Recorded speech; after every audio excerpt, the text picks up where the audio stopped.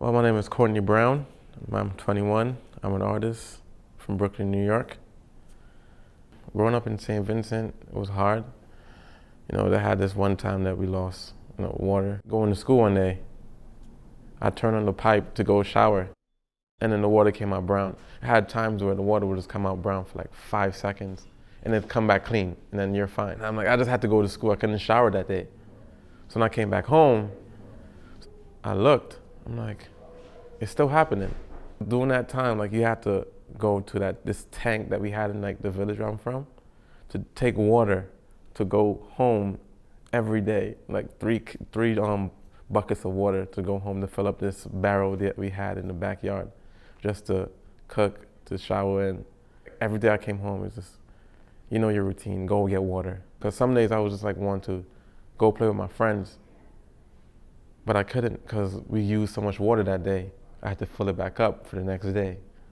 So that happened every day. I had less time to play with my friends. Water is precious. You might not think about it as oh, it's just water. But when it's not there, then you're like, oh, I need this. It's like a necessity that nobody really thinks about, not having.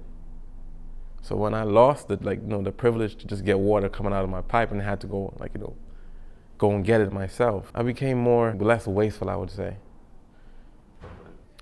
I came to Brooklyn sometime in August 2008.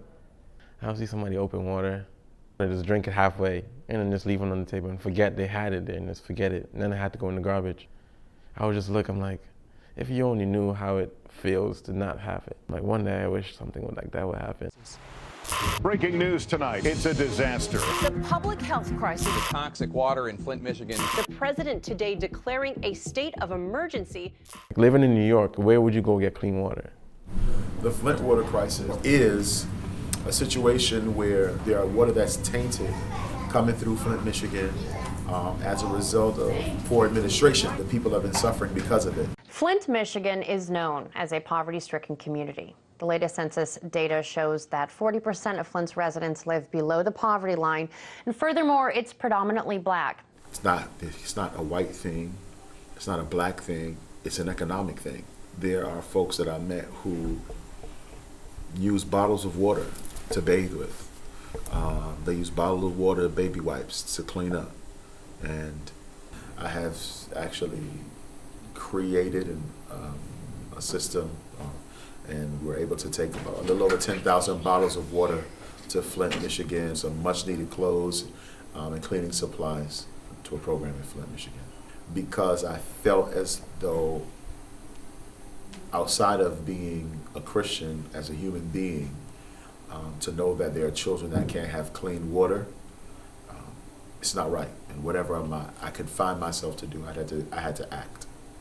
It made me feel human. That's when the connection came. Time for me to use my voice and do something. So I went to the dollar store. I got 2 new bottles, a saw, sandpaper, and glue. Then I'm gonna build a giant water bottle to show people here, so maybe people will get the awareness to do something about it.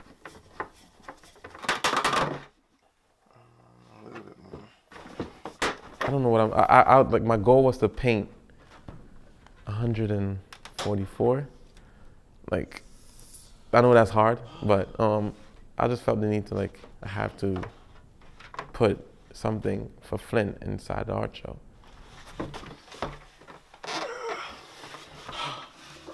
Finally. And then the glue for the finishing touch.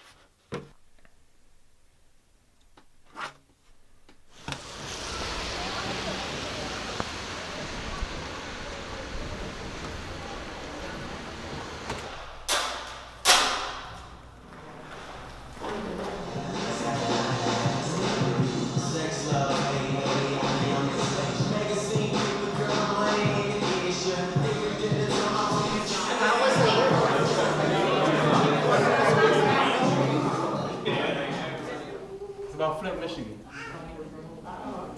Okay. Hope it don't break. Who wants some water?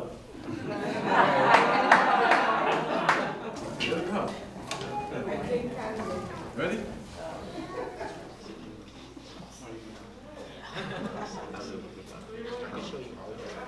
All right, go ahead, drink. Come on. Anybody drink the water yet? Yes, I did. If you did, say yeah. Yeah. The water is poison. Definitely not. I mean, that's more of a different aspect of just looking at life itself, because then it's like, it's more, once it conflicts you look at it differently from all different angles of life as you can. Because like, okay, so what if I try to do this and I try to do that? Is that a lie too? If it happened here, what would you do? Come out your tablet, what you gonna do? Buy a filter. You gonna buy, if lead is coming out your pipe, you can't filter that. Bars. This is my way of bringing acknowledgement to it. It's up to you what you want to do with it. You can go home, you can watch TV, forget about what I said, because I don't know crap. It looks just like this. Like this? It looks just like this. That's all I left. That's exactly how it looks. I'm New York. Y'all from Michigan. I have clean water. You don't. What you gonna do next? I think that was very powerful. And I feel like it's something that a lot of people should look into. These people in Flint, Michigan, they don't have an option. Like, this is the lifestyles that they have to live. We know what's going on, but we don't do anything. It's also like we don't know what to do about it.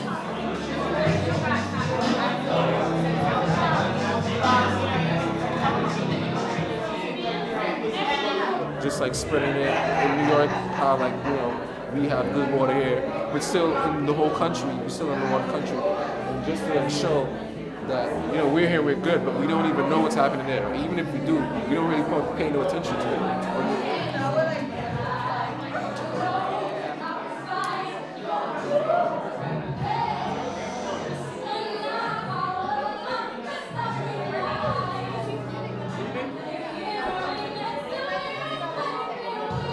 It hit home for a lot of people. It woke them up and shocked them to the reality that it's not, because it's not in the news, doesn't mean that it's not news.